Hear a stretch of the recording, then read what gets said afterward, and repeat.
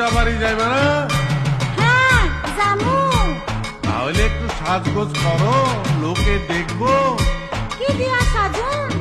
এইবার কিছুই তো দিলা না। কেমনে দেমু? এবার পূজা বোনাসও পাইলাম না, তোমারেও কিছু দিতে পারলাম না।